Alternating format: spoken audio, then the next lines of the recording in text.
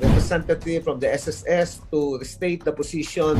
There should be no enhancement in benefits unless there is adequate source of funding. Insurance or unemployment benefits for members who are subject to involuntary separation or unemployment. Meeting particular requisites, an unemployed member may receive monthly cash stipend equivalent to 50% of the grant to a maximum of 6 months, Mr. Chair. This is set to ease the burden of our workers and help them restart and recalibrate their economic lives during transitory period in which they search for new employment.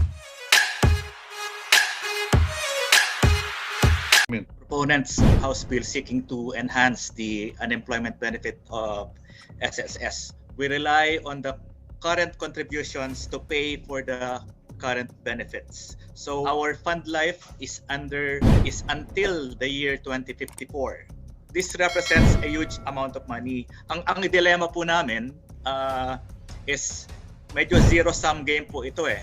If we increase the benefits to current claimants, we are necessarily depriving future generation of SSS. We would like to acknowledge and recognize Congressman Pimentel for the House Bill number 1775. Thank you, Mr. Chair.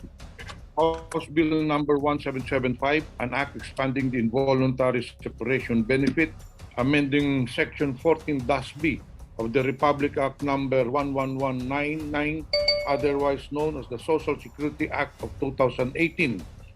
During the 17th Congress, Mr. Chair, Republic Act number 11199, otherwise known as the Social Security Act of 2018, was enacted. Features of the said law is the provision of insurance or unemployment benefits for members who are subject to involuntary separation or unemployment. Meeting particular requisites, an unemployed member may receive monthly cash stipend equivalent to 50% of the average monthly salary credit for a maximum of 2 months. However, Mr. Chair, our current circumstances present a more difficult reality for workers whose employment was severed due to the pandemic-induced economic regression. The provision limiting the grant for only 2 months is incapable of abating the distress and anxiety of our separated employees. It is incumbent upon Congress to step in by expanding the grant to a maximum of 6 months, Mr. Chair.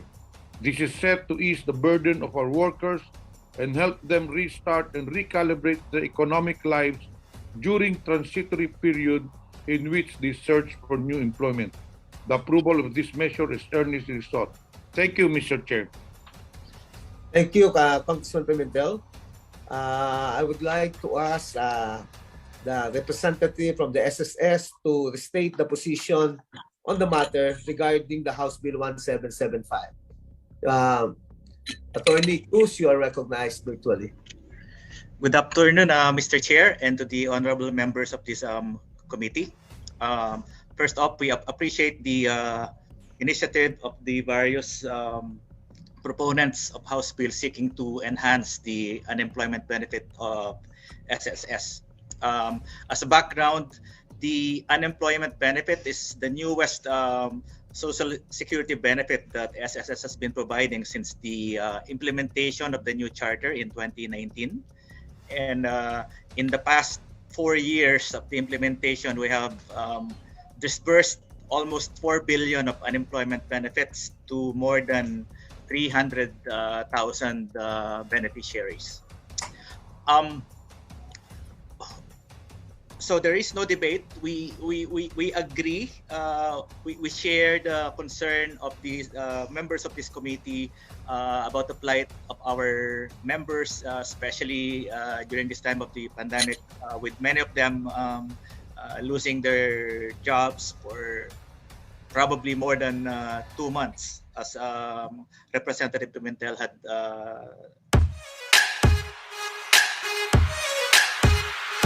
mentioned. At the outset, we'd like to point out that our Social Security Fund, like many other social insurance schemes in the world, is largely unfunded, meaning we rely on the current contributions to pay for the current benefits. So we do, while in the short run we are in good condition, our fund life is until the year 2054. At the same time, we note that a social insurance scheme should live in perpetuity. Dapat po walang taning ang buhay ng SSS fund. And so, in spite of the fact that in the short to medium term, in the next 20-30 years, we are able to provide the full benefits to which our members are entitled. After that time, we will begin to develop a very large unfunded liability, which right now we estimate to be running a little over 4 trillion pesos. And so the fundamental principle that we follow is that there should be no enhancement in benefits unless there is adequate source of funding.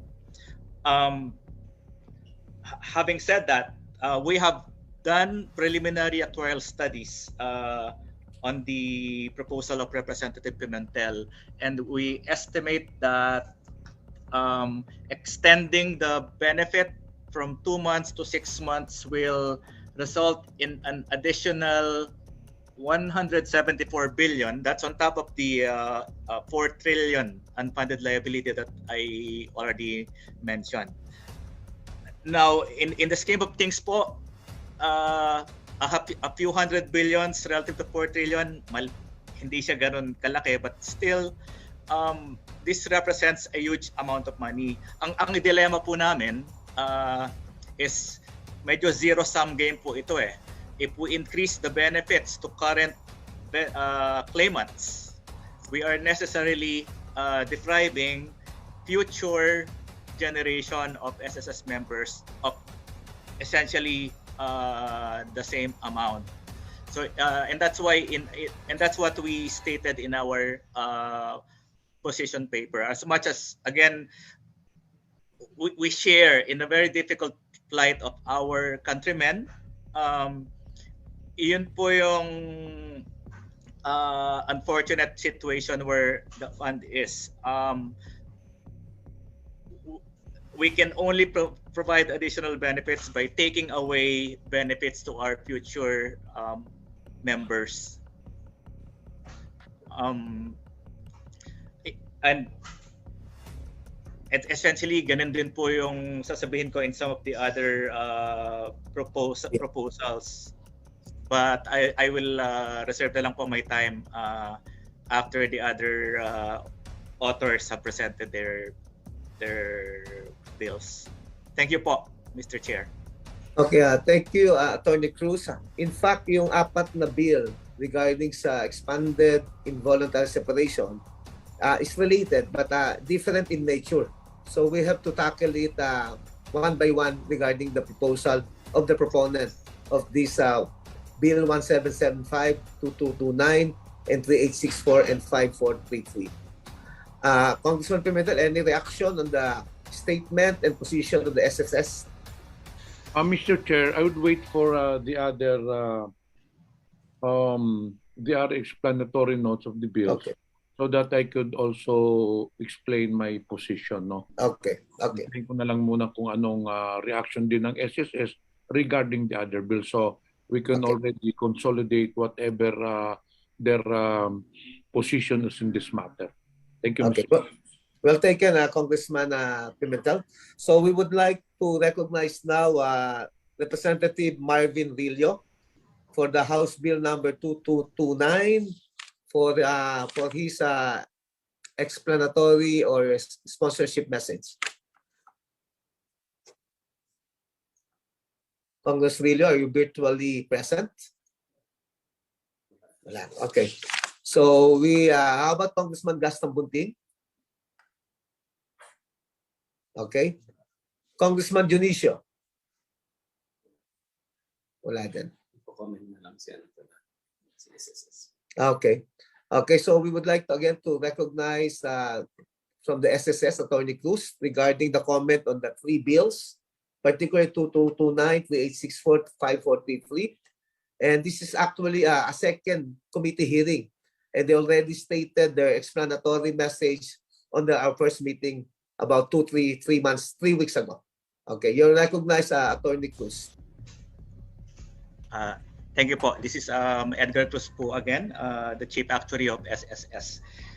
Regarding House Bill 2229, authored by Representative Brillo, it concerns providing double the unemployment benefits for solo parents.